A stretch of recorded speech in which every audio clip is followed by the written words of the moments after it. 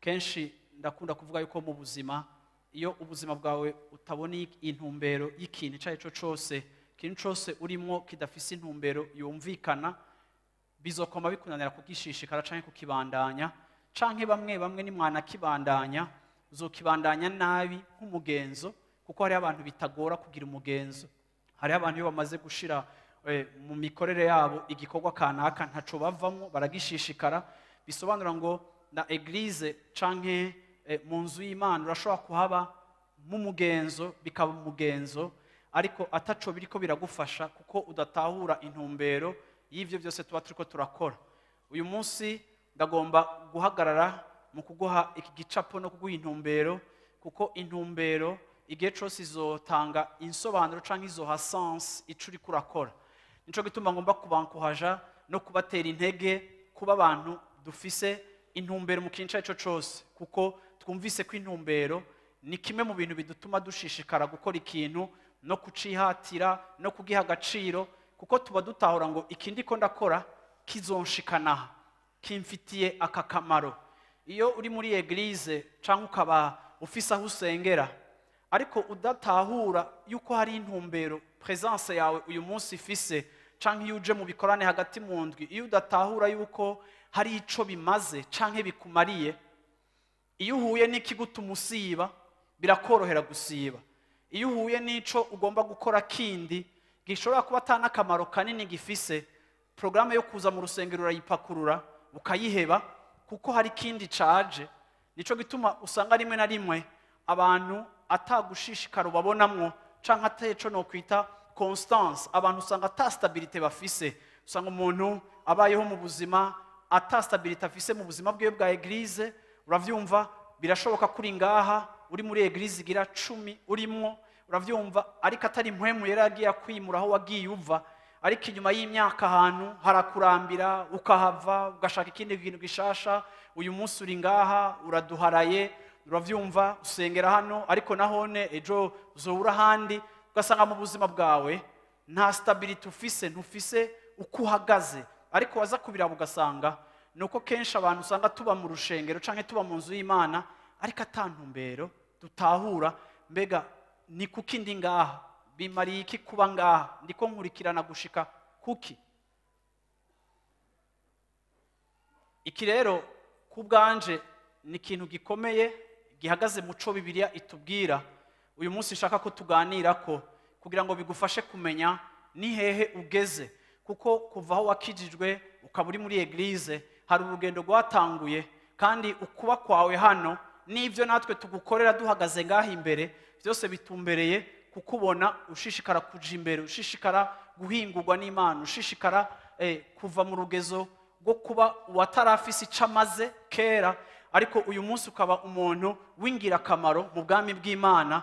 Iyo uvuye muri urwo rugezo ugashika mu rugezo rwo kugira icumaze, twebwe nk'abarongozi biradutera umunezero no kumva yuko tutakoreye ubusa, kandi no kumva yuko ico twakoze mu buzima bwawe ari ijambo twateragiye, ari indemeshanyo twazanye, ari uburongozi twazanye, ari amasengesho twagiraniye, ari ibihe byo gusengeranira twagize tukagusengera n'ibiki, bidutera kumva ko uri kuraje imbere. Bwana sifiwe sana.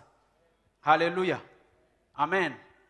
Rero turavuga ngo mu ishengero ryacu hariho ibintu tuba dutumbereye canke ivyo twifuza gukora, bigizwe n'ivyo dukora, bigizwe n'imibereho yacu ya misi yose, ariko bifise intumbero. Point ya mbere nshaka kuvuga kuno munsi iravuga ngo turagomba kuvuga ubutumwa bwiza. Haleluya. Turagomba kuvuga ubutumwa bwiza. Iyo ni intumbero yacu nk'abarongozi banyu nk'ishengero, ariko ni hamwe mu byo tugomba gufasha dukoreshejwe na mpwemu yera ngo ubuzima bwanyu bushika ahantu mucika abantu muvuga ubutumwa bwiza, abantu mutumbereye kuvuga ubutumwa bwiza, mutumbereye gushitsa ku bandi ubutumwa bwiza. Iri jambo kuvuga ubutumwa bwiza, irya mbere na mbere mugomba gutahura yuko Bibiliya yita ubutumwa bwiza inkuru yazanywe na Yesu, inkuru ifatiye kuco Yesu yakoze. Mu bisanzwe ivuga butumwa canke ubutumwa bwiza, iyo twumvise ubutumwa, mwibuke yuko tutarumva ubutumwa ngo twizere, nta bucuti twari dufitaniye n'Imana. Bwana asifiwe sana.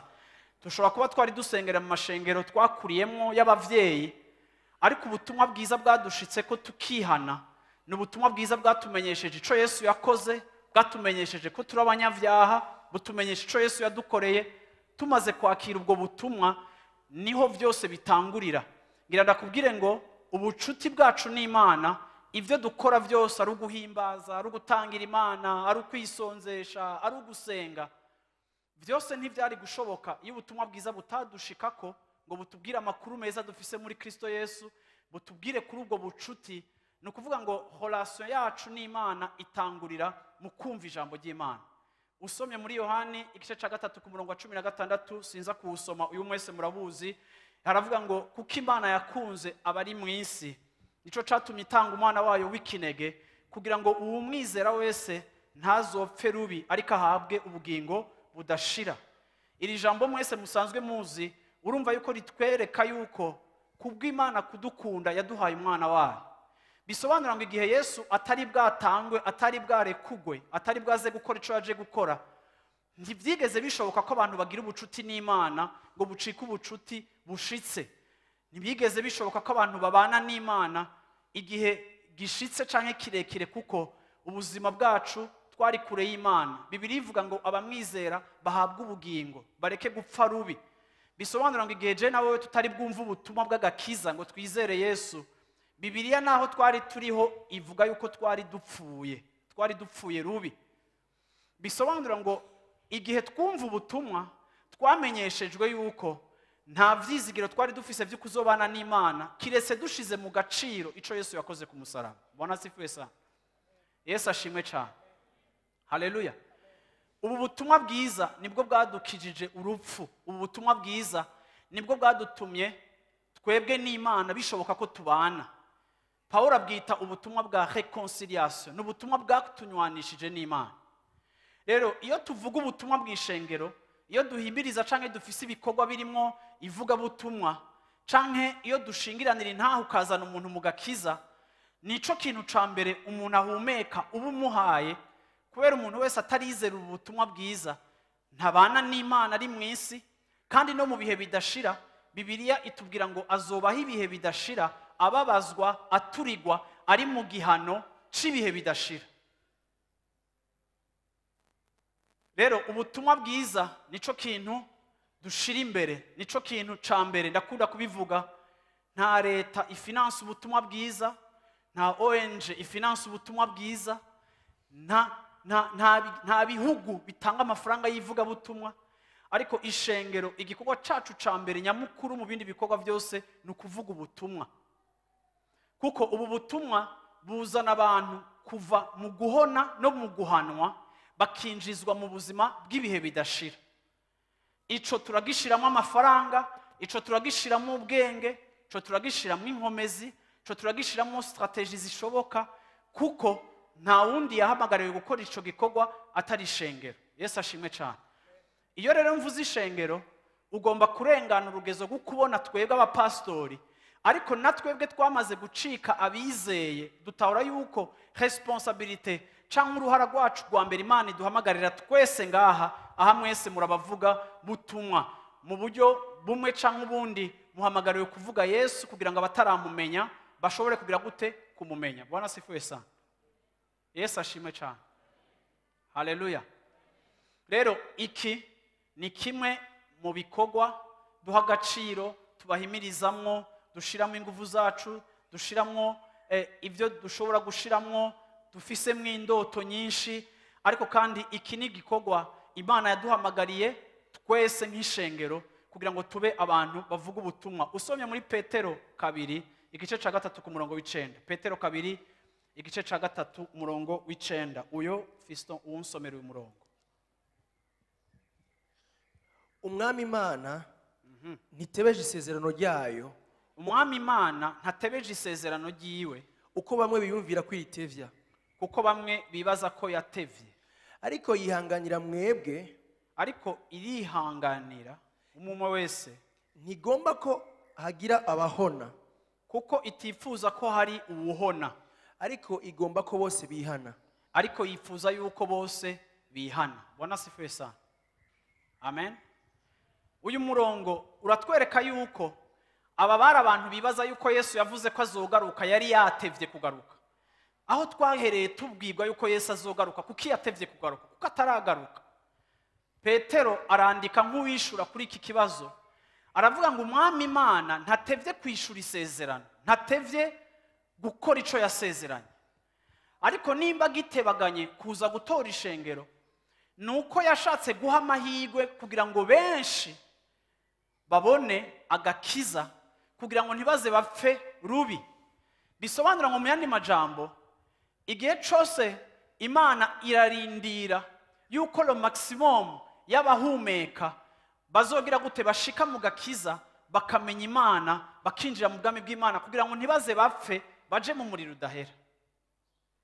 Iki ni icifuzo c'Imana, ntitebeje gushitsa ivyo yasezeranye, ariko kandi impamvu y'uguteba nuko ifise umwitwarariko wabenye wanyu batarakizwa, abo mwigana batarakizwa, abo mukorana batarakizwa, abo mubana batarakizwa, abo bantu bose bagukikuje batarakizwa. Imana ifise icizere yuko umunsi umwe bazomenya agakiza, ariko kandi Imana yiteze yuko jewe na wewe muri uyu mutima no gutahura iriyerekwa ry'ivuga butumwa, Imana yiteze yuko mu buryo busanzwe nk'uko aba bantu baje ngaho imbere bakadushingira intahe bakavuga ibyo Yesu yakoze ku buzima bwabo, ni muri ubwo buryo nyene ushingira intahe abantu ico Imana yakubereye. Kandi uzokwama wisanga kumbure hariho mwene so afise ikibazo nk'ico ufise, yamara kumva ko wowe Imana yabigukoreye, nawe akavuga ati nandi ndagomba kumenya iyo Mana yawe, akagukurikira akizera Imana wizeye, kuko yumvise intahe y'ico Imana yakoze mu buzima bwawe. Yesu ashimwe cyane. Yesu ashimwe cyane. Rero Imana iratwipfuriza twese nk'ishengero kuba abantu bafise umwitwarariko n'uburemere ku bw'abo bantu bo muri twebwe, abo mu miryango yacu, abo tuzi, abo tutazi. Imana iratwiteze ko yuko tuba ibikoresho byo kubakura mu muriro udahera bakinjira mu bwami bw'ibihe bidashira. Ibi rero kugira ngo bisobanukirwe neza birasaba ko vy'ukuri biciye mu ijambo ry'Imana utahura ico Imana iha agaciro. Iyi niyo objectif ya mbere y'ubwami bw'Imana, yuko tuba abantu bavuga ubutumwa.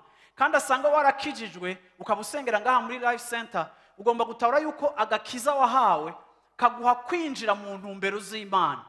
Ntidukizwa kugira ngo tubeho ubuzima uko tubushaka, ariko tumaze gukizwa turi interese no kumenya ivyo papa wacu, umwami wacu ashaka. Papa ushaka iki? Ukunda iki? Uzosanga hari abantu agakiza bamaze kukumva nk'umuryango wo guhabwa ibintu. Iki nico gituma bakizwa benshi bari frustre, bababaye, bicurikiriye, bari déçu, kuko ntibatahuye intumbero nyamukuru yo kuba twarinjiye mu bwami bw'Imana. Twinjiye mu bwami bw'Imana kugira ngo tubane n'Imana, tugirane ubucuti n'Imana. Iyi adoration tugira, aya masengesho tugira, iyi Bibiliya dusoma, nuko twamaze kwinjira mu migenderanire n'Imana.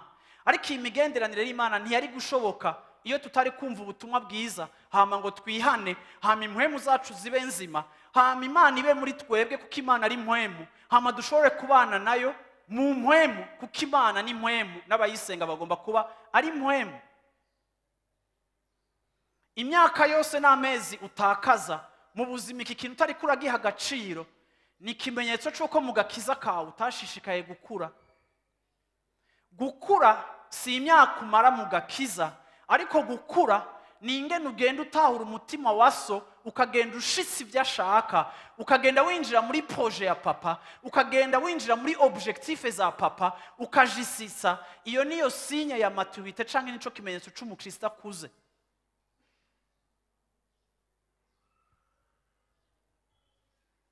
Nico gituma tugomba kuba abantu batahura umutima w'Imana, tugategwa ikigongwe n'abantu turi kumwe badakijijwe.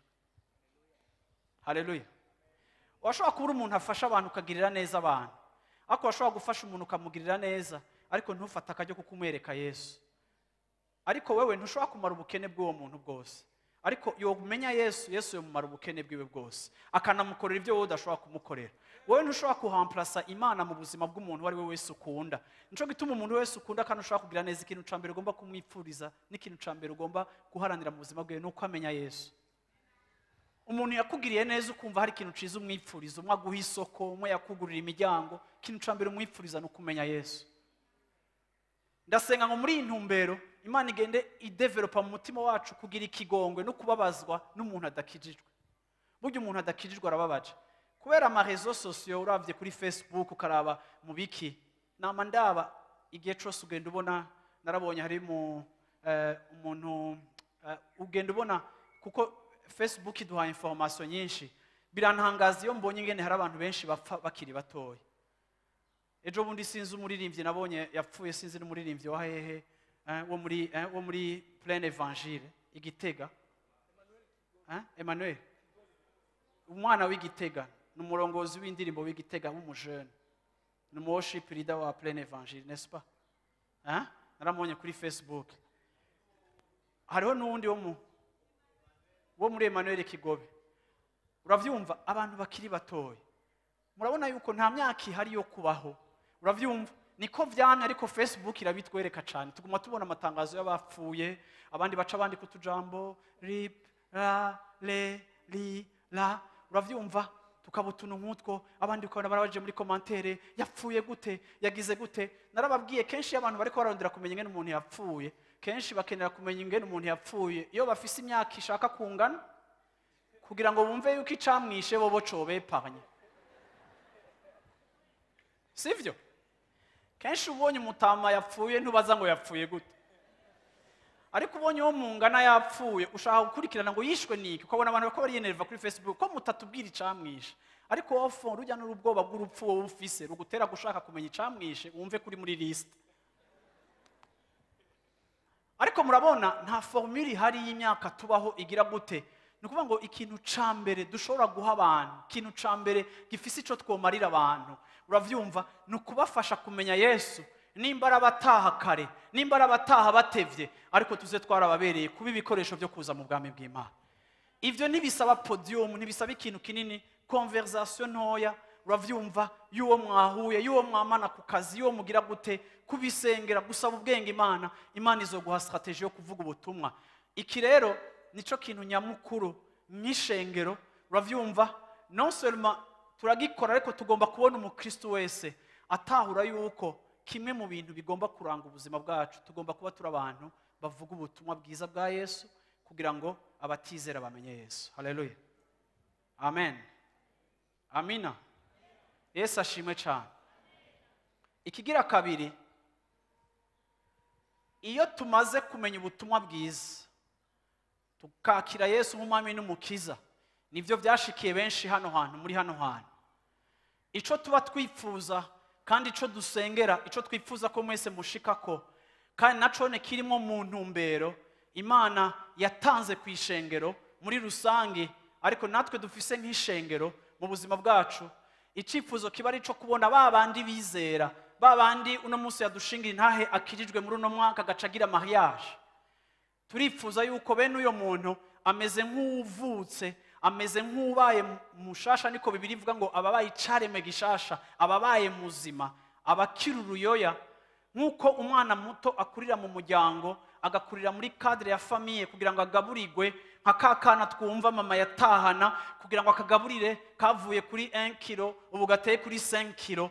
Uravyumva, ivyo birakoreka muri famille, mu muryango niho hantu uravyumva umwana kurira, areregwa, afashirizwa, atorezwa, akurizwa, aherekezwa, ahanurwa, ahasanga umuryango, ahasanga aho bavukana.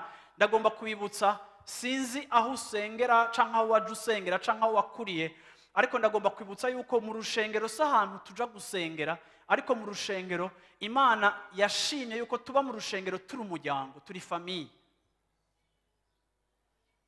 Ico tuba dukurikirana mu rushengero nukuba mu rugezo aho dusanga mu mibereho yacu turi umuryango.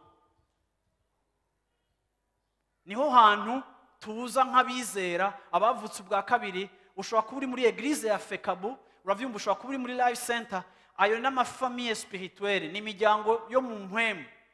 Ariko kandi nk'uko umuryango uri ntibigomba kuba gusa muri langage canke muri slogan ya eglise, ariko tugomba kugira experience, uravyumva, y'umuryango, aho mu muryango hariho abavyeyi, aho mu muryango hariho abana, aho mu muryango hariho abantu bagaragariza urukundo, aho mu muryango hariho umuntu asanga abo bavukana, uravyumva, bafise ivyo bahuriyeko, aho mu muryango hariho umuntu akurira, ari naho hantu umuntu yerekanira urukundo. Nkuko muri famiye abana bakundana, baravyumva, bavukana, bakagiriranira neza, bakagira gute, no muri famiye yacu ya eglise niho hantu tugaragariza urukundo ruri muri twebwe, ubwo Kristo yashize muri twebwe, ukaragaragariza mwene so mwicaranye, uwo mugendana, uwo muri cellule imwe. Usomye Ephésiens chapitre 2 verset 19, Abanyefeso 2:19, haravuga ngo nuko ntimukira abanyakavantara kandi ntimukire n'abantu bo hanze, ariko mwacitse ihanga ryera, abantu bo mu nzu y'Imana. Urashobora kunsomera Abanyefeso 2:19. nuko nimukira abashitsi n'akavantara, ntimukire abashitsi n'abakavantara, ariko musangiye ubwoko n'abera, ariko kuva mumenye Yesu mwasangiye ubwoko n'abera. murabo mu ngoro y'Imana. Murabo mu ngoro y'Imana, murabo mu nzu y'Imana. Yesu ashimwe cyane. Haleluya. Amina. Kuva mukirijwe mwacitse abantu bo mu nzu y'Imana.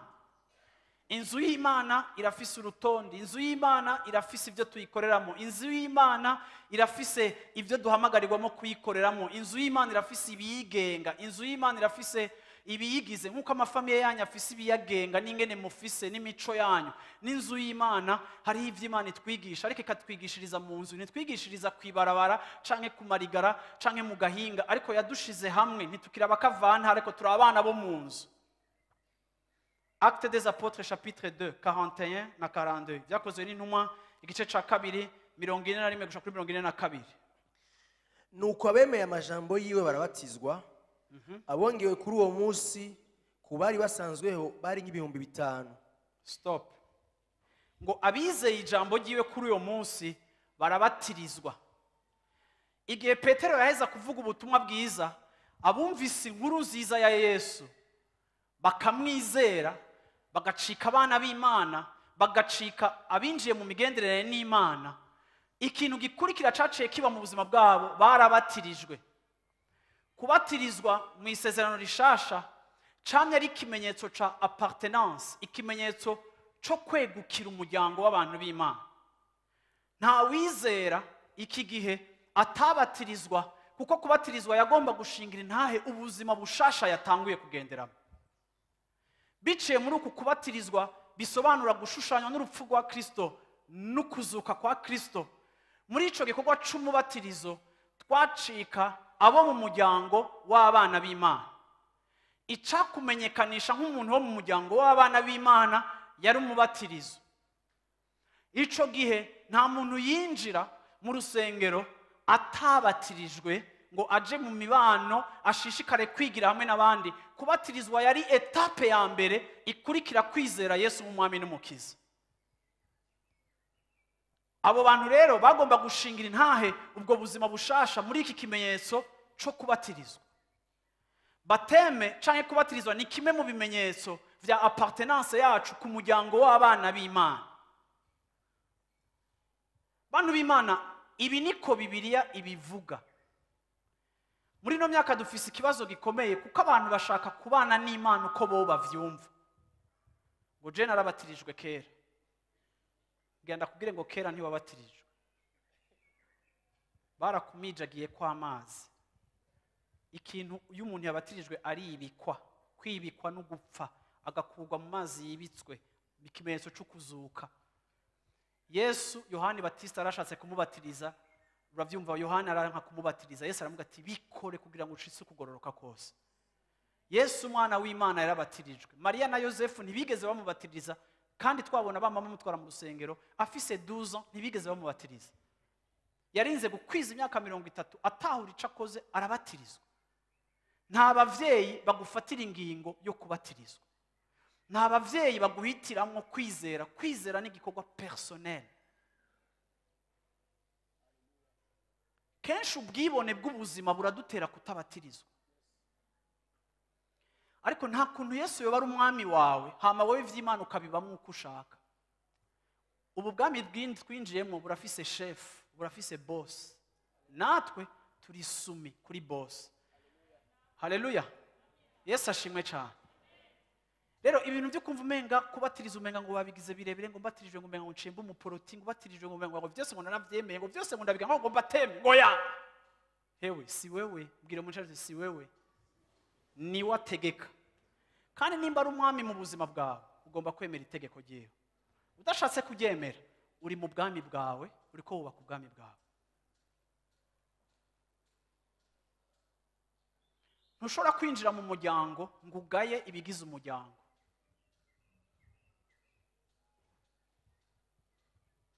Ico kiba ari ikimenyetso cyo kudakura mu buzima bwawe, ariko ugomba gukora icyo ijambo ry'Imana rivuga. Ugomba kubatirizwa mu mazi menshi.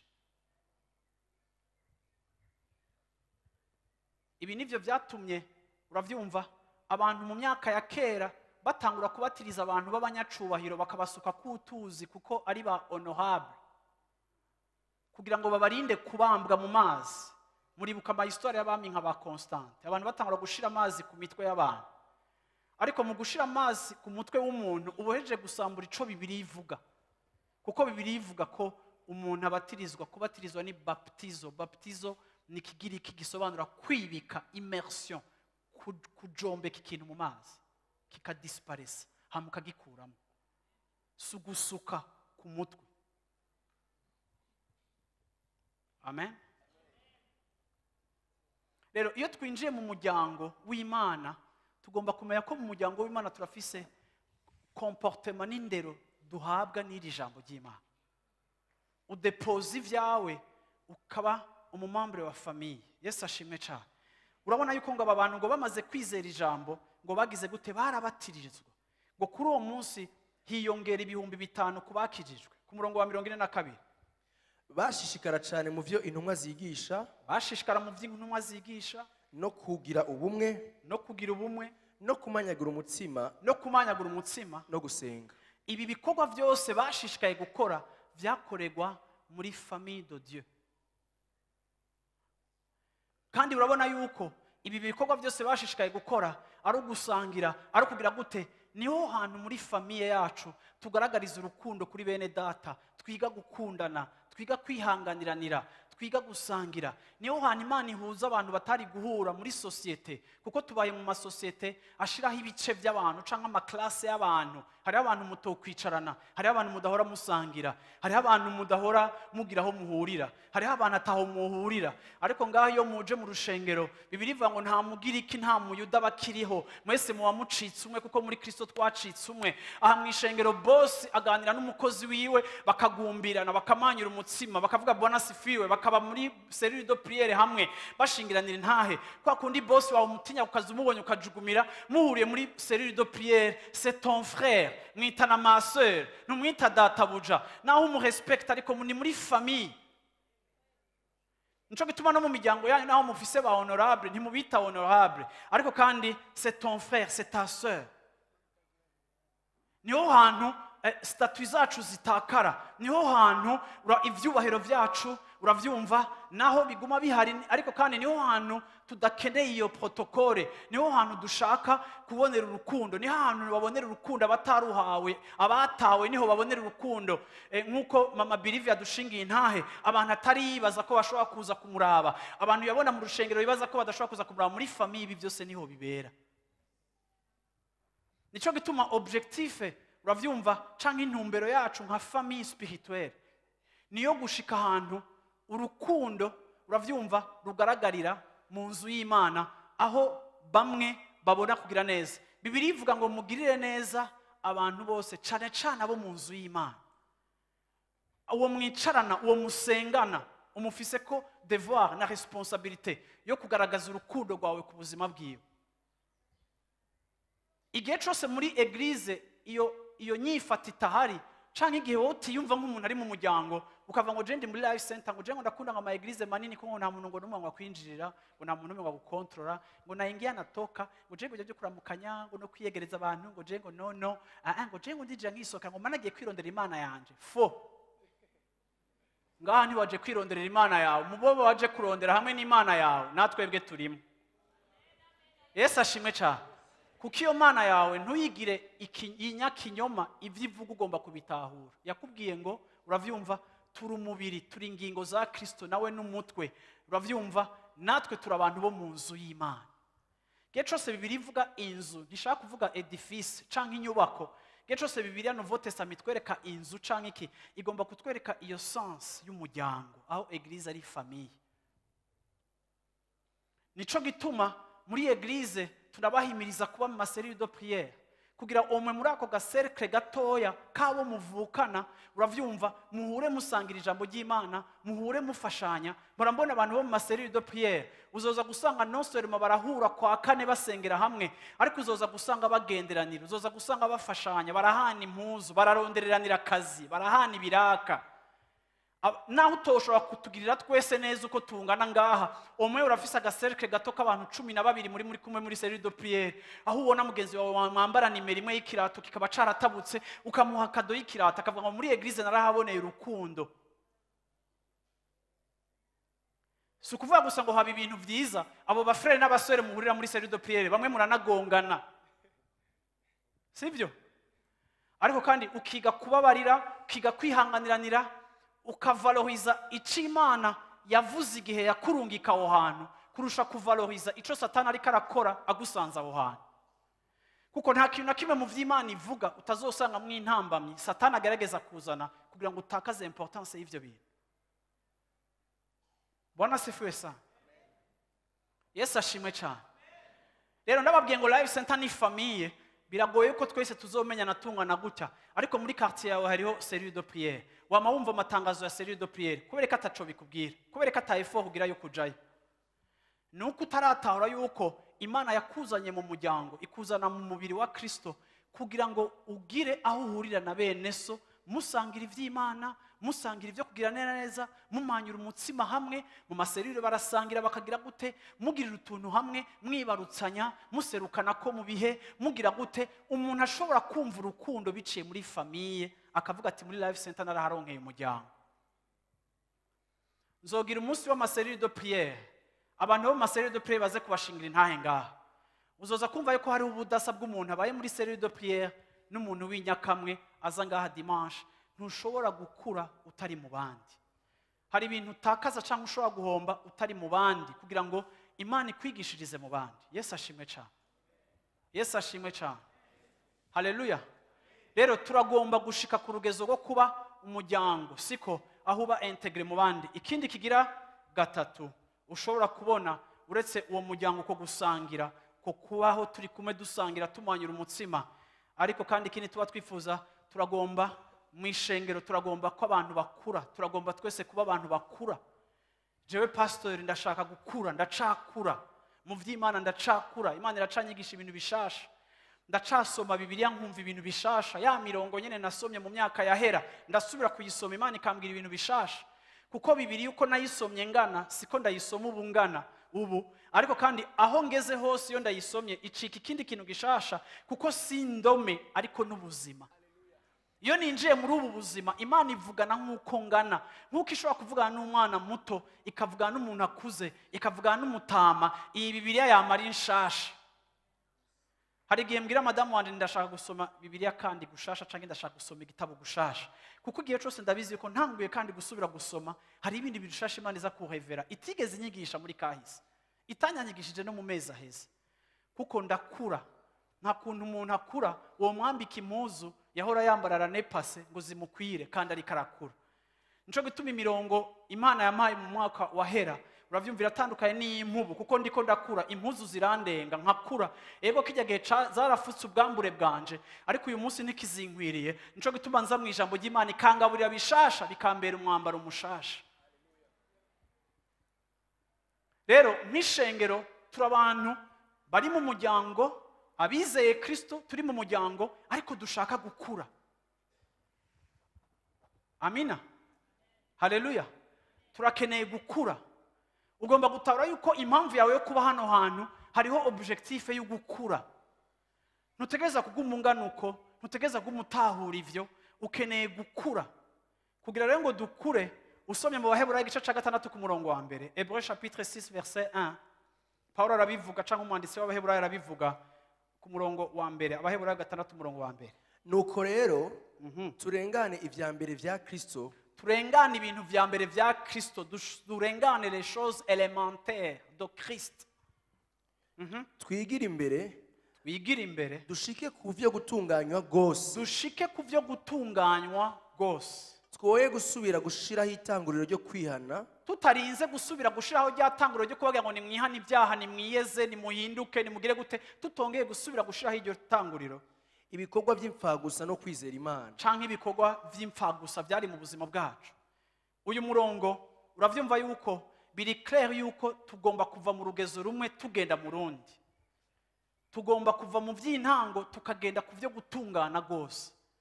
Iyo uri muri eglise ugomba gutahura yuko intumbero y'ishengero ni ukugukuza ukava mu vya mbere vy'intango ukagenda mu vyo gukura. Urakeneye gukura mu gutahura Imana, ukeneye gukura muri Kristo turakura. Usomye Ephésiens chapitre 4 verset 11 na 12 na 13. Abanyefeso 4:11 gushika kuri 13.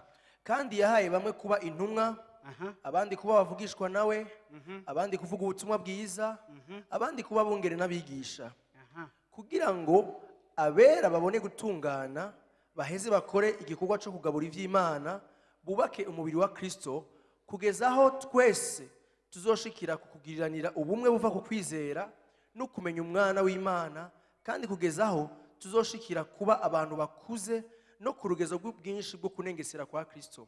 Ndangirize kuraka gushikaho twese tuzoshika ku rugezo rwo kuba abantu bakuze no ku rugezo rw'ubwinshi bwo kunengesera kwa Kristo. No ku rugezo rw'ubwinshi bwo kunengesera kwa Kristo. Bwana sifuye sana. Yesu ashimwe cyane. Iyo tuza tukiga ijambo ry'Imana, tukabandanya kwiga ijambo ry'Imana, tukashikara kugiga no kuri bamwo, ibi byose bizogenda bidukuza, ukagenda uva mu rugezo, kuko intumbero y'Imana, uyu murongo wa 11 watweretse yuko Imana yaduhaye ingabire. Twese hari ingabire Imana yaduhaye kugira ngo zibakorere. Izo ngabire nta kindi zikwiye kubakorera, zikwiye kubazana kugukura. Rero mu buzima bwacu bw'ishengero ntitujyoherwa kubona igitigiri canyu muri benshi tuguma tugura intebe, ariko ikituryohera kirushirije no kubabona mukura, mukaba abantu bakuze, mukaba abagabo n'abagore bakuze mu Mana. Kandi uko gukura kwanyu ku rugezo rwa Kristo kuzogaragaza uburyohe bw'ubuzima muzogenda mubamwo, kuko abantu bakuze bahangana neza n'ibibazo by'ubuzima. Ingene wifata mu bibazo byawe biri determine n'ingene ungana mu gukura kwawe no gusobanukirwa Kristo no mu gukura mu kwizera. Rero iyo tubahamagarira mu bintu tukavuga ati abajene nimuze kwiga kuri iki kintu, abandi nimuze kugira gute, ibi byose bitumbereye kuzana abantu kugira ngo bakure. Ego baravutse, ariko tugomba ko bevolue bakura, kandi muri uko kugenda bakura bigenda bibi vy'umugisha kwishengero, kuri famille, ariko no kubo kubwabo. Siko 2 Pierre chapitre 3 verset 18.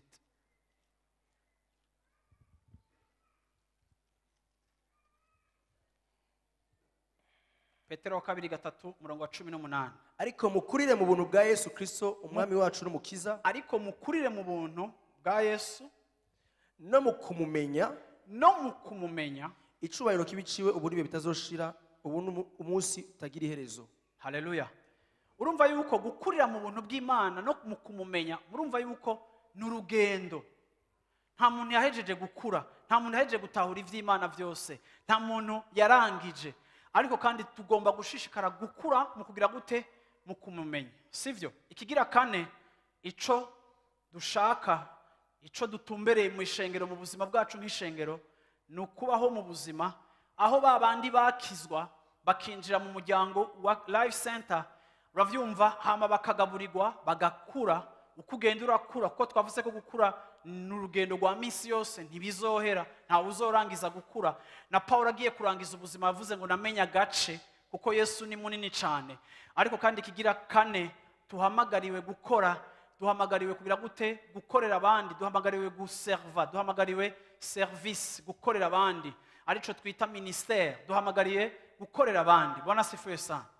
Haleluya. Amina. Iki naco gifise ubundi buryohe bwaco, kuko imana imaze kudukiza ikatubohora ikagira gute? Yesu yaravuze ngo ugomba kuba mukuru mu bwami bw'Imana agomba kuba umukozi w'abandi. Iyo tuvuze gukorera abandi, tuvuga vya bintu ukora udatumbereye kuronka inyungu zawe. Ni vya bintu ukora atari kubera utumbereye salaire cyangwa umushahara. No gukorera abandi kuko ari bene so, ukavuga ati Imana hari ibyo yantungishijemo, hari ingabire yampaye, hari ubwenge yampaye, hari ubukerebutsi yampaye, ndagomba kubikoresha muri famille yanje spirituelle. Dufise abantu benshi ngaha bicaye aha bafise ivy'Imana yabatungishijemo, bafise ubuhinga n'inkomezi n'ubwenge Imana yabahaye.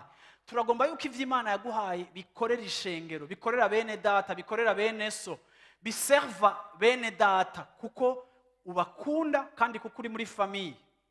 Haleluya. Amen. Jean 13 verset 35.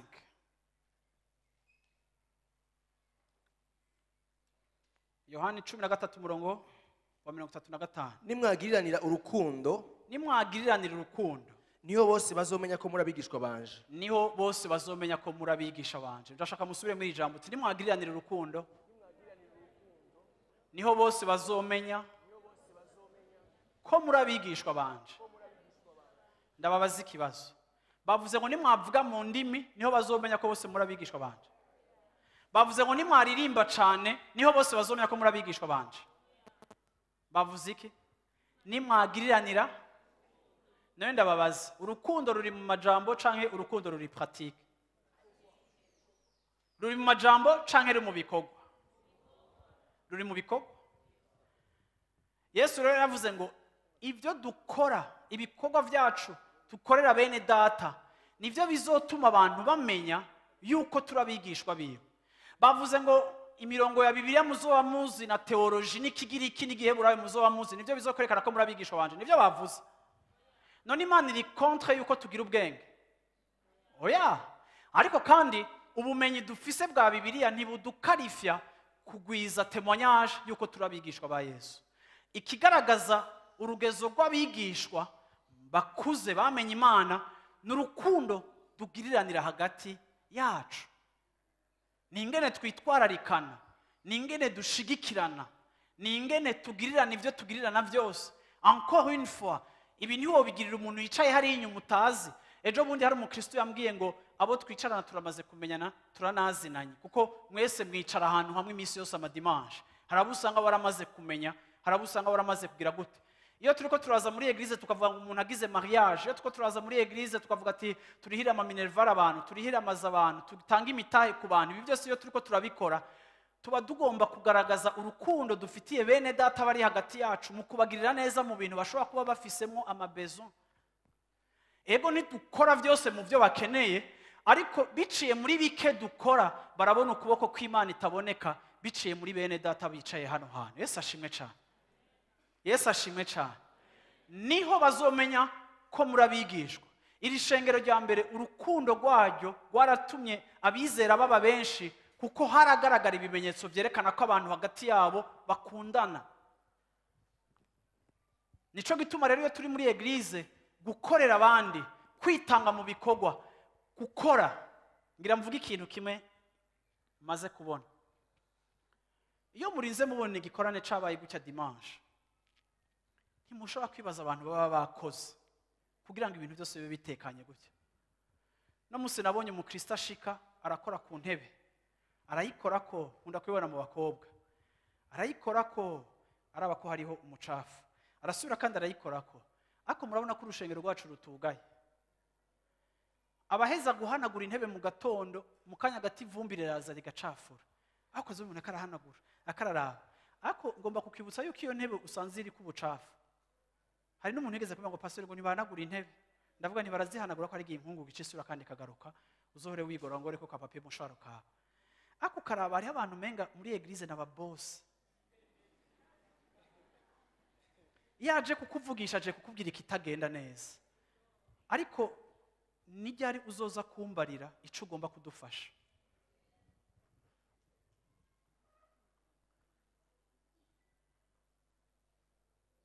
Uhanagura intebe aritanga, église ntimuhemba. Aba bariko barafirma nta namazi tubaha barayigurira. abahagarara ngaha bakabaririmbira nta salaire bafise. Uravyumva? Abantu barera abana banyu bakabigisha ijambo ry'Imana, uravyumva, barastragoringa ukwabo, uravyumva, bagahura n'ibibazo. Bamwe abana bisoba kabandi bigira ko kaka aramuhindura si uwiwe, ntibaza kubatera umuhari. Ariko bamwe abona abakristo bariko bakorera abana banyu, ariko wowe uricaye umaze 5 ans muri life center, umaze 6 ans muri life center, umaze 12 ans, umaze 13 ans. Ushaka ko bamusanga intebe yawe iteguye, iyo wicaye ugaramye urabona amadefo yose ari hano hantu, ariko nta nimwe uratorera inyishu. Sibyo? Rero mu ishengero turafise bene abo bantu, uravyumva, bakunda kuba servi, bakunda kwakirwa, bakunda gukorerwa ibintu byose.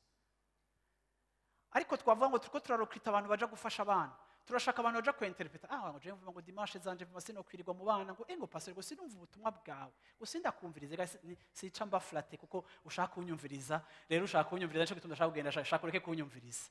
Uravyumva, uri kurahoyera, kuko gukora gutanga birimo umugisha kurusha guhabwa. Atakiriko kirakuvamo kubw'abandi nta nico uri kurunguka. Naho unyumviriza ibintu ndiko ndavuga biri pratique, ugomba kugirira ahantu ubishira mu bikorwa. Umaze imyaka 10 ukorera sobuja agufata nabi, nturademisiona kubera uhembwa neza. Ariko muri eglise baraje witanga mu gikorwa c'abakora isuku canke bo muri sociale.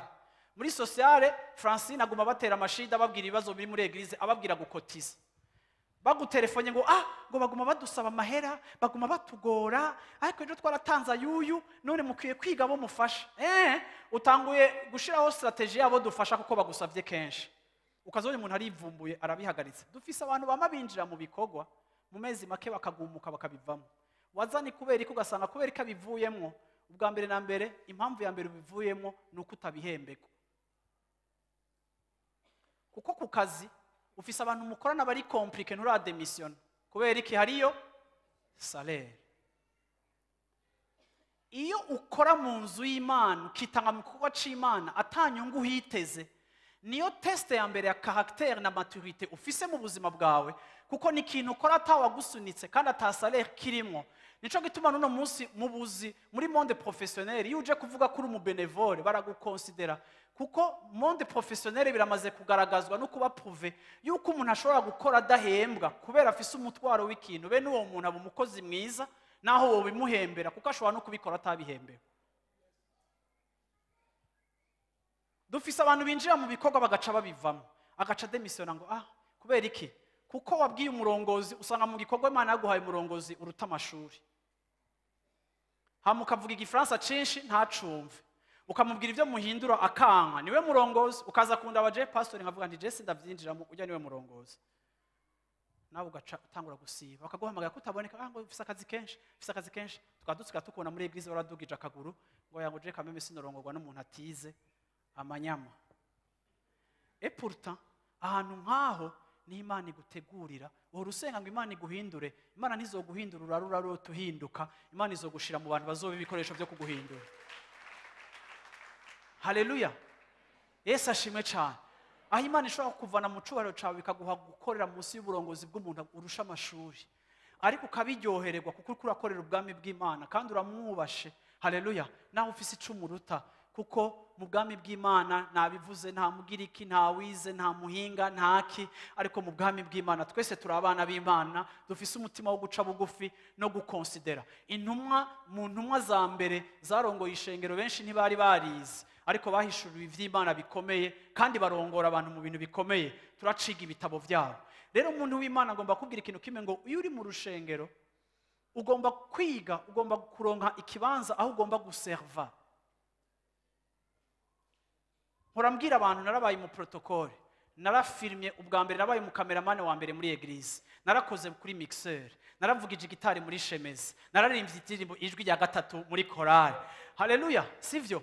Nta gikorwa na kimwe cyo muri eglise ntakoze na kimwe, byose ndabizi. Ariko kandi igihe cyose nako ndabikora, senako ndarondera, uravyumva? Ariko kandi muri ivyo byose mu kubikora abantu bose Imana aginshira mu nagiye ngira ico niga, vyagiye ico bidepoza.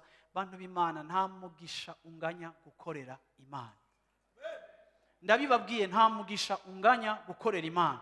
Igihe uzi kuzinduka mu gatondo, igihe uzi ko utaha abandi batashe, hari ikintu uri kuratunganya, atari kubera utameze nk'abandi, utari busy nkabo, ariko ari kubera wumva ufise umutwaro wo gukorera abandi. Gukorera abantu ni ikintu gifise umugisha. Nico gituma kuko byose nabibayemo, bientôt Apollinaire agira agende, ariko ntibizonanira kuririmba indirimbo yaririmba, nkavuza saxophone yavuza, kubera Imana yaranteguye ndi umuririmbyi. Abatavyemera muvuge ngo amen. Haleluya, haleluya. Bwana asifiwe sana. Yesu ashimwe, Yesu ashimwe, Yesu ashimwe, Yesu ashimwe. Haleluya. Bantu b'Imana, naho woza ukaraba ikintu ukora, ushobora no kuza ukavuga uti genda umuhinga mu vy'ibiharuro, nganze gukora stage, ndabakorere comptabilité, ikintu cyaco cyose, ariko korera inzu y'Imana. Birateye isoni. Uravyumva? Nushaka gukora protocole kuko ushaka kwicara, ariko nijya ruzokora, nijya ruzogira ico contribute mu bwami bw'Imana. Gishobora kuba kiri muri forme y'ibi dusanzwe tubona, ariko gishobora kuba gifise n'indi forme. Ariko kandi ijambo ry'Imana ridutahuza kandi rikatwigisha ikintu gikomeye, kuba abakorera abandi. Yesu ashimwe cyane. Haleluya. Romains 12 verset 13, nimuyisome mu Kirundi, haravuga ngo pourvoyez aux besoins des saints, exercez l'hospitalité. Mumara ubukene bene so, mwakire abantu. Mugiba muri ubukene, kintu cyose ushobora kurakora, ariko ugomba kuba umuntu akora. Bantu b'Imana, ndababwire ngo gukorera Imana nofata uyundi mwanya, nofata isaha yo kuvuga iki kintu conyene. Ariko ngenda kubwire ngo mu nzu yacu ndashobora gushinga intahe kw'Imana yaduhaye umugisha. Hari umugisha ushobora kubona ukabura ico usobanura, ukavuga ati ariko narakoreye Imana. Gukorera Imana ni ikintu ciza. Gukorera Imana ni ikintu kiryoha, kandi ikintu cyongereza uburyohe ubuzima bwawe. Nico gituma rero Yesu yaravuze ko tugomba kuba abakozi b'abandi, ugomba kwiga kuba abakozi, ugomba kwiga kuba umukozi w'ishengero, kuba umukozi w'abandi, gukorera abandi. Haleluya. Utagumuka, udatangura ikintu guca ukivamo. Twama dufise abantu bagumuka. Narabwiye abantu birangora kubembereza umuntu yagumutse, kuko nama mvuga nakoreye Imana atamuntu no mbembereza, none munsi ndacayikorera. Kandi narasavye Imana, ni Imana uzompe kuvyara ishengero ririmo ba volontaire, ariko apana abantu ugumubembereza bigumemwo. Je umuntu aje kumbwira mu biro ngo aravuye mu bikorwa, ni gakene insista ngo abigumemo vraiment. Ni kurongo sorte. Kuko ivy'impwemu ni ivy'impwemu, ubikora kubwo guhishurirwa no kubw'urukundo ukunda Imana. Nimba umuriro usanze mu byo ugiye gukora udashobora kuresista, tu n'es pas qualifié pour le service, uracari immature, urakeneye kwigishwa. Yesu yakoreye abamaraya, Yesu yakoreye abantu batagira uko bangana, Yesu yakoreye abantu. Nimba Yesu yarakoreye abantu baba imparfait, natwebwe ubuntu bw'iyo burahari ngo budushoboze gukorera abantu, peu importe ama imperfection ari mu buzima bwabo. Amina. Yesu ashimwe cyane. Icanyuma Imana yaduhamagariye, uravyumva, canke icimana iduhamagarira nk'ishengero, uravyumva, kigira gatanu, tumaze gukizwa, tumaze kuba mu muryango w'Imana, tumaze kugaburirwa tugakura, tumaze gukorerwa tugakura, natwe tukaza tugakorera abandi, tumaze gukorera abandi tugakora mu nzu y'Imana, tugakora mu rushengero aho usengera, aho uba, naho wowe uri umushitsi, ibindi ko ndavuga biri valable aho usanzwe usengera. Kigira gatatu, Imana yaduhamagariye kugira gute? Kuba abantu bahindura aho bari, guhindura communauté zacu, guhindura milieu zacu, aho ukora hari hose, secteur yariyo yose. Nimba uri umwigisha, nimba uri umuganga, nimba uri muki, uhamagariwe guhindura milieu yawe, uhamagariwe guhindura aho uri, uhamagariwe gutransforma. Haleluya. Twege tururuzi aho gwashika hose gwarahindura ibintu, rura transforma. Famille zanyu zirimo amakonfli z'amatongo, famille zanyu zitaramukanya, famille zanyu zajyanye, twahamagariwe gutransforma aho hantu hose.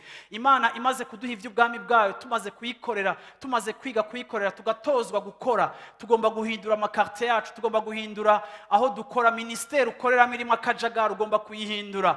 Twahamagariwe gutransforma, twahamagariwe guhindura. Yesu ashimwe cyane. Haleluya. Ndangiriza kuri inkuru y'Yopa, Actes des Apôtres chapitre 9 verset 36. Iyopa mu bigishwa hari umugore yitwa Tabita, yitwa Dorcas, yakora ibikorwa byinshi byiza. Ku murongo wa 39 Petero aravyuka, agishitse muri ico gisagara bamutwaraho uyu mugore yari ari mu cumba, abapfakazi bose bamukikuje bamwereka impuzu yabashoneye, bavuga ibikorwa Dorcas vyiza yakoze igihe yari ari kumwe nabo. Iyi ni message natanze kuri bonne mu mwaka utangura, Actes des Apôtres 9:36 kugera kuri 39. Iyi ni exemple typique y'umugore yari afise agakiza, yari ari mu ishengero, ariko yarengeye gukorera Imana ivyo yakora mu rushengero, ariko na quartier yiwe na communauté yiwe arayiserva, arayitransforma, kugeza umunsi aho yapfuye. Abagore n'abapfakazi baraje bararira, barensista ko azuka, berekana témoignage y'ivyo yabakoreye. Ndasenga kugira ngo isi izokwerekane témoignage y'ico wabamariye, aho wakoze, aho waciye, kuko turi abantu bahindura, turi abantu batransforma, turi abantu bahindura ibintu aho basanze. Ntituri ba bantu basanga abantu bariko barakritika dukora muri ministère ya santé canke ya education, tugasanga abantu bako barakritika tukaja twinjira muri critique, ariko aho dushitse tugasanga ibintu biragwaye, dutangura gusenga ngo Mana ko wanzanye muri iyi ministère nta azahihari, naragusavye akazi ukampaye ngaha, ndasenga Mana umfashe, ndasenga Mana unkoreshe, mpindure ikintu gikomeye hano hantu. Naho no hindura gito, ariko ndagomba kugira impact. Turi abantu bahindura, turi abantu batransforma,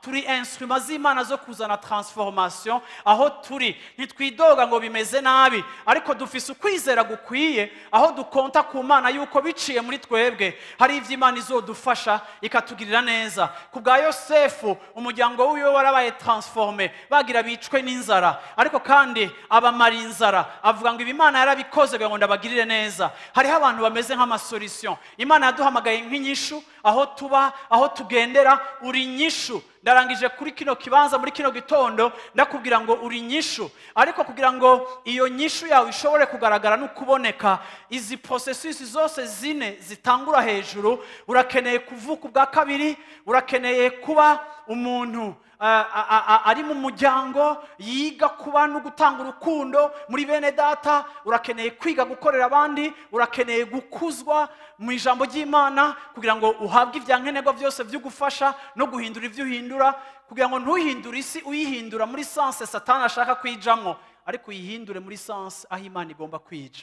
Ivyo birashoboka iyo umuntu w'umukristo yaciye muri izi ntambuko zose, akagenda arafashwa, akageza ku rugezo rwo gukura, aho ahari acika inyishu, abantu bakavuga ngo kuvuje ibintu byarahindutse. Yesu ashimwe cyane, Yesu ashimwe cyane. Ndashaka yuko aho mukora bazovuga ngo kuvuje ibintu byarabaye byiza cyane. Yesu ashimwe cyane. Ni bande bibaza ko bishoboka? Haleluya, amina. Ntitugomba gushira importance kuri faiblesse ziri mu kazi kawe, ariko reka dushire importance ku buntu bw'Imana buri mu buzima bwawe. Haleluya, bugiye kugushoboza yuko bazovuga ngo kuva wowe utanguye akazi ikirere carahindutse. Yesu ashimwe cyane. Haleluya, aho ubuzima bwawe bw'influence, aho ubuzima bwawe bumeze nk'umuco, aho ubuzima bwawe bumeze nk'igikoresho Imana ikoresha kugira ngo ibintu bihinduke. Haleluya, amen. Ndangiza rero ndavuga ngo ibi byose kugira ngo bishoboke hari uruhara rwacu twege nk'ababarongoye. Nico gituma ibikorwa byose dukora nta gikorwa na kimwe kidafise ivyo kiriko kirareponda kuri ibi bintu bitanu mvuze, ariko hejuru y'ivyo dukora, ariko kandi ntaco twokora wewe na wewe utagaragaje inyota yo gushaka gukura. Ngenda babwire ngo uru n'urugendo rwo gukura, uru n'urugendo rwo gukura, uru n'urugendo rwo gukura. Igihe uhagaritse gukura rutangura kubiha, igihe uhagaritse gukura utangura kuneshwa, igihe uhagaritse gukura utangura kuzazanirwa, igihe uhagaritse gukura utangura gustagnya, uravyumva no gushaya no kutavansa. Igihe utakiri kuri avansa n'urushengero uraruheba, n'ibintu vy'Imana urabiheba, ukabasukira muri critique, ukagenda mu bundi bintu, ukazazanirwa. Ibi byose kiba ari kimenyetso cy'uko ubuzima bwawe bwahagaritse gukura. Nico gituma muri kino gitondo shatse kukwibutsa ngo ibi bintu byose birakenewe mu buzima bwawe. Yesu ashimwe cyane. Haleluya. Ibi byose mvuze birakenewe mu buzima bwawe kugira ngo mpwemu yera ari hagati mu ishengero agenda dufasha, adushoboze kuzobona twese turi mu rugero rwo gukura nka ya shengero twasoma muri Actes des Apôtres chapitre 2 ngo babandanije kwigira hamwe iby'intumwa zigisha, babandanije kumanyagura umutsima, babandanije kuba hamwe no gusangira ibyabo, ngo muri bo nta muntu yari afise ubukene, kuko hariho iyo expression, hariho iyo vie, hariho iyo activité ya Saint Esprit, hariho ico gikorwa ca Yesu, hari ivyo yari karakora. Ariko ntibisobanura ko muri aba bantu 3,000 bose atabanyantege nke bari barimwo, ariko hariho abagize choix yo gushishikara no kugira gute no guha agaciro ivy'intumwa zigisha vyose. Amen. Ndarangije rero mvuga ngo ndipfurije umuntu wese asengera hano hantu muri Life Center guharanira, uravyumva, no gusenga kugira ngo ibi bintu byose bimubeko mu buzima bwiwe. Ucike umuntu avuga ubutumwa, ucike umuntu ari mu muryango w'Imana, ucike umuntu aregwa kandi agaburirwa ijambo ry'Imana kugira ngo akure, ucike umuntu aronka occasion na opportunité yo gukorera abandi, ucike umuntu ari prêt guhindura communauté yiwe no guhindura environnement yiwe, aho hose Imana yagushize muri domaine yawe ya influence. Yesu ashimwe cyane. Aho hose habeho ubudasa. Dawidi yari umuririmbyi, ibintu byose yabikora muri perfection, gushika naho n'abadayimoni ba Sauli bamuvamo bakagenda. Igihe yaronka akajya kugwana na Goliath yabanye umugwanyi mwiza. Dawidi ni exemple typique y'umuntu ushobora kubona yari afise maturité, kuko n'igihe yaba umwami yabaye umwami mwiza. Nukuvuga ngo nta kintu na kimwe yakoze atagikoze neza. C'était un homme d'impact. Ndasenga ngo muri Life Center iduha abagabo n'abagore ba impact, abantu batransforma, abantu bahinduka. Sishaka kumva gusa intahe uzodushingira uhagaze ngaho imbere, ariko ndashaka ngo nitwashika par accident canke par hasard aho ukorera batubwire ngo hari umukristo wanyu ngaho ari special. Yesu ashimwe cyane. Ico gihe hari louange, iyo nshitse ahantu bakambwira umuntu ndumva muri jewe ntushobora kwibaza umenga bakwambise couronne. Kandi Paulo arabwiye ishengero ngo vous êtes notre couronne. Naho tubakorera turuha hakabamo ubutame, ariko intahe yanyu icika couronnement yacu. Tumeze nk'abantu bambaye igitsibo iyo mufise témoignage nziza hanze. Tumeze nk'abantu bambaye igitsibo iyo babavuga neza hanze. Tumeze nk'abantu bambaye igitsibo iyo abantu bavuga ngo rijya shengero ryarahinduye ubuzima bw'uyu muntu. Bicika fierté, bicika louange na adoration. Tuza tukabwira Satani ati Satani, naho nabizicuya, ariko ndashimira Imana kubw'iyi témoignage. Iranyereka yuko tutakoreye ubusa. Igacika indirimbo ya mbere nibaza imudimini wa Satani. Ivyo birashoboka igihe cyose ubuzima bwacu buri muri iyo processus. Haleluya. Fata ukuboko k'uwo muntu mwicaye, ndagomba gusenga Imana.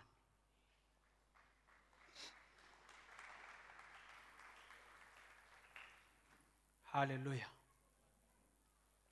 Mwami Yesu, ndaguhaye icyubahiro muri kino gitondo ciza. Ndagushimira Mana kuko ari we waduhamagaye ukatumenyesha inkuru nziza y'umwana wawe waje kugira ngo ntituzopfe rubi. Mana, iyo nkuru tumaze kuyakira tukayizera, ndagushima Mana yuko byatwinjije mu bwami bw'Imana, byatwinjije mu bucuti na wewe, byatwinjije mu gusangira na wewe. Tumaze gusangira na wewe Mana, tuzana gusangira na bene data abo wakoreye nk'ivyo wadukoreye. Mana, ndagushimira urugendo turimo Mana muri Life Center. Ndagushimira ubuzima bw'umuntu wese wazanye hano hantu, umuntu wese Mana yo mwijuru wazanye muri ino nzu ya partenaire cette famille. Ndagushimira Mana mu ijuru icuri kurakora mu buzima. Ndagushimira intambuko z'umumo wese, hariho abaje bihuta, hariho abagenda buhoro, hariho abakuze, hariho abakiri bato, hariho abahinguwe gose, hariho abageze hagati, hariho abagitangura. Ndagushimira Mana kuri iyo kategori y'abana bose bari muri inzu. Ndagushimira Mana mu ijuru ko ari wowe wadushoboje guhurira hano hantu ukadushira muri ino famille. Nico gituma muri kino gitondo ndasengeye ishengero ryawe Mana, kugira ngo muri iyi mission washize mu mutima wacu Mana, aho Mana ufise ivyo ugomba kutubona ko, aho ufise intambuko ugomba kubona kuri umumo wese Mana, muri kino gitondo singomba Mana gushira importance ko tutarashika, ariko ndagomba kugushimira aho umumo wese ageze hano hantu. Abafise pas de géant, abafise pas ntono, abagenda bakwega hasi, abatanyaruka, abatihuta gukura. Ndagushimira umumo wese wacunguye ukamuha kumenya izina ryawe, uyu munsi akaba ari hano hantu. Ndasenga kugira ngo Mana yo mu ijuru bifatiye kuri ibi washize mu mitima yacu Mana, ndasenga ngo ushishikare Mana yo mu ijuru kuvugana n'umutima w'umuntu wese, ushishikare gukuza umuntu wese. Twese turakeneye gukura, etape yose dukora neza, ariko turakeneye gukura n'ivyo dusanzwe duha agaciro tubikora, turakeneye kubikuramwo, turakeneye kudevelopa, turakeneye gushika kuri perfection, kuri stature ya Christ, turakeneye gukura muri connaissance yawe. Ndasengera ishengero ryawe muri kiro gitondo Mana, kuri wowe wese yanyumvirije Mana, ndasenga Mana kugira ngo uvugane n'umutima w'umuntu wese, umutahuze, uvugane nawe, umwereka hageze, umwereka aho ugomba gushika. Ndasenze Mana ngo iyi ntumbero ushishikare Mana mu ijuru kuyishimikirako mu mitima y'abantu bawe, kugira Mana ngo tumenye aho turiko turaja, kuko kumenya aho turiko turaja bizodufasha gushishikara no kutabivamwo no kudahagarika. Ndasengera umuntu wese hano hantu Mana, ndakweretse Mana yo mu ijuru n'abashitse ku ntambuko ya mbere bagacika intege, bamaze kuza kwiyintegra muri famille, bafashwe nabi, bishuwe nabi, bamwe baravuzwe, abandi ntibitwararitswe. Satana acara abademobiliza, arababwira ngo bimaze iki kuba muri ayo maserure, bimaze iki kuba mu ishengero, raba waragize ikibazo ntibakuravye. Ndamusengeye Mana kugira ngo umuhestore nawe umukize Mana, ico kinyoma c'umwansi nikimuvane mu byari bigomba kumufasha. Ariko Mana ndasenze ngo umufashe, ndasenze ngo umukize, ndasenze ngo umubohore. Ndakweretse Mana yo mu ijuru uwo ari karagaburirwa kugira ngo akurire mu ijambo ryawe, ariko araronka opportunity canke yaronsa akazi, canke haje impamvu yamutumye guhagarika, canke yaravyaye ariko ariga ijambo ryawe, acarahagarika programme, acarabihagarika, acagenda complètement. Ndasenze ngo n'uyu muhestore Mana kugira ngo agaruke mu vyo yari yarahaye agaciro, agaruke Mana yo mu ijuru kugira ngo ashishikare gukura, kugira ngo ashishikare kubenefisia. Ego hari impamvu yamutumye ahagarika, ariko nawe ndamusenge Mana kugira ngo umugarukane Mana, kugira ngo ashishikare gukura. Ndakweretse wa wundi yari karagukorera, ariko asanga intambamye mu gikorwa cawe, ahasanga ama obstacle, ahasanga ibimuca intege, ntiyabaye yankuhaje, ntiyabaye yapressiye mu vyo yari karakora, byamuteye kudendebukirwa. Uyu munsi aricaye hano hantu ayadendebukiwe, ndagishaka gukora, byaramurambiye, abirimwo atabirimwo. Ndasenze n'uyo Mana kugira ngo umwankuhaje, umutere intege Papa, kugira ngo asubire kugukorera. Kugukorera hari umugisha, kugukorera harimo ivyiza byinshi, gukorera abandi hari umugisha. Watugize abakozi b'abandi Mana, ni kuturera nk'abana bo mu nzu yawe. Muhestore Mana, uwo yacitse intege, uwo atabaye assiste, uwo atabaye yankuhaje, uwo onye Mana yahuye na obstacle, uwo yabaye persécuté, uwo ivyimviro vyiwe bitakiriwe n'abandi, uwo onya bahari ivomo bamwita amazina arabihagarika. Ndasenze Mana ngo uwo mukozi wawe umuhestore kuri uyu munsi, umukize Mana yanje, agaruke mu murima wawe.